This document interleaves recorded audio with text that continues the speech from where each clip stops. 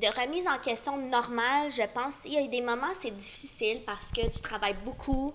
Tu sais, c'est souvent ce qu'on dit, un entrepreneur, ça quitte son 9 à 5 pour travailler, Tout le temps. pour travailler plus. 7 sur 7. Puis, tu sais, comme je l'ai dit, l'équilibre, c'est quelque chose qu'on vise et qu'on veut vraiment avoir, puis notamment, justement, Anne-Marie et moi. Mais c'est arrivé des moments, c'est dur, là. C'est difficile, puis tu vois pas le bout. Tu sais, quand on a eu des moments, c'était dur de recruter des nouvelles personnes parce que on est en compétition contre des fois d'autres entreprises qui ont beaucoup plus de moyens, pour toutes sortes de raisons. Puis là, tu te dis, j'ai besoin de bras, là, mais dans les 8 prochaines semaines, je sais pas, j'ai personne. Donc, tu sais, tu as des moments de découragement, puis tu as le goût de faire comme, hey, je vais aller faire un travail que ça finit à 5 heures, puis j'ai plus à me poser de questions. Non, c'est ça. Des fois, tu te dis, pourquoi tout ce stress-là quand je pourrais juste travailler? La charge mentale, là. Tu es couché dans ton lit, puis t'as encore ça qui roule dans ta tête, là. Ouais. Puis, justement, comment vous faites pour diviser ça dans vos vies personnelles? Est-ce que vous vous dites, moi, à partir de telle heure, je réponds plus à mon cellulaire? Comment vous divisez ça? Bien, déjà, il y a des petites règles qu'on s'est données, mais c'est pas juste pour Rachel et moi, c'est pour toute l'équipe. Ouais. Notre objectif à tous un chacun, puis on comprend qu'on travaille par projet, fait qu'il y a des périodes, des fois, il y a des crunchs, mais les courriels, après 5h30, tu sais, non. Ouais. Ça crée une charge mentale, on les voit, on le sait que ça a un impact. Si vraiment, toi, tu as besoin de les rédiger, tes courriels, rédige-les, garde-les dans ta boîte courriel, envoie-les demain matin, il n'y en a pas de problème. Même chose pour la fin de semaine. Idéalement, il n'y a personne qui a travaillé la fin de semaine, il n'y a personne qui a travaillé les soirs. Je dirais pas qu'il n'y en a pas, par contre. À un moment donné, il y a la réalité aussi. Mais il faut que ça devienne marginal. Oui, il ne faut pas que ça devienne la norme. Non, puis pour faire ça, il faut se battre. Puis il faut se battre à tous les jours, puis il faut se rappeler même à soi-même que c'est pas une option, ma belle. Non, c'est ça. C'est pas aujourd'hui, ma belle. Je sais pas si vous connaissez la pub. En tout cas, bref. Non, je connais pas ça. Bon. Je sais pas moi non plus. OK, excellent. Je me sens moins mal. Coupe ça, montage, please.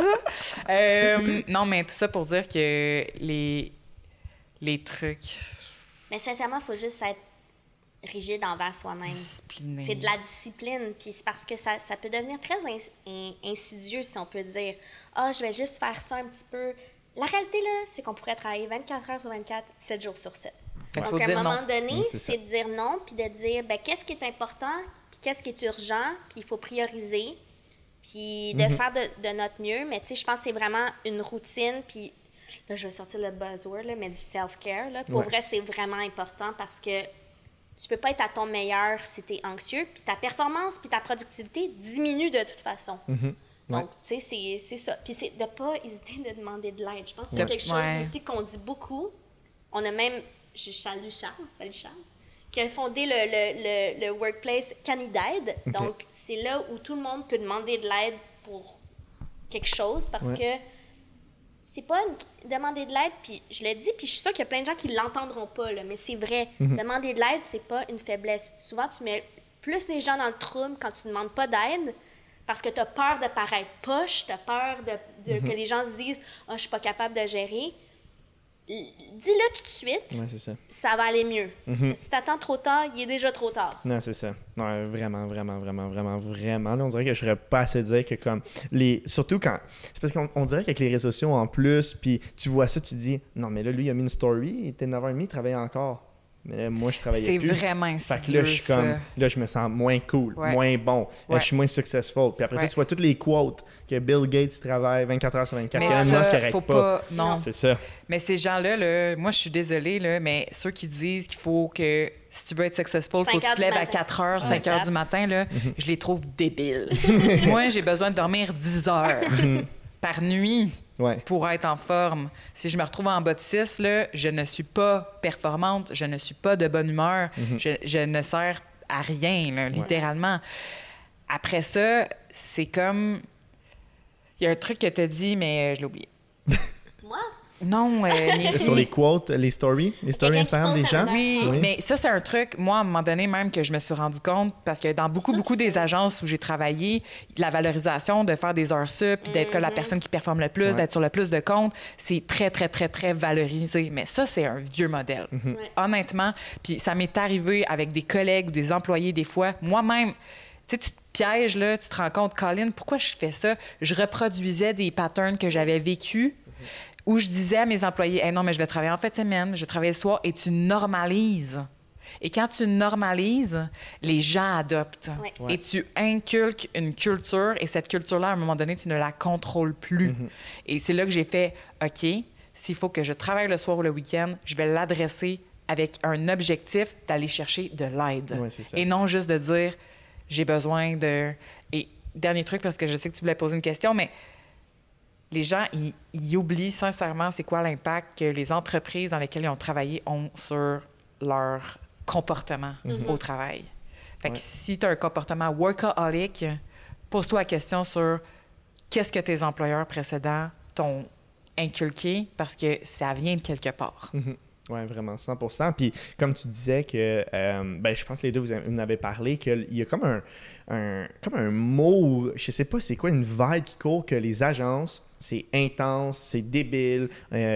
Il y a des gens qui veulent même pas aller travailler dans des agences, c'est des plus jeunes qui veulent pas dire non, moi je peux pas travailler dans une agence parce que je sais que c'est trop intense. Qu'est-ce que vous pensez de ça? Est-ce que vous pensez que c'est vrai ou est-ce que c'est une vieille mentalité comme tu as dit? Ou... Mais moi, je suis plus moi, en j'ai agence juste connu depuis ça. 6-7 ans. Mais je peux dire que quand j'ai commencé en 2009, c'était la réalité. C'était la réalité.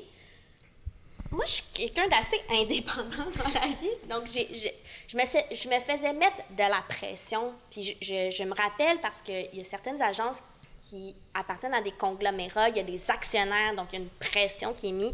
Je me rappelle très bien dans une agence où j'étais, où on m'avait dit tes chiffres ont été analysés, tu travailles juste 40 heures semaine. Tu sais, puis moi, j'ai dit, moi, je travaille 40 heures semaine.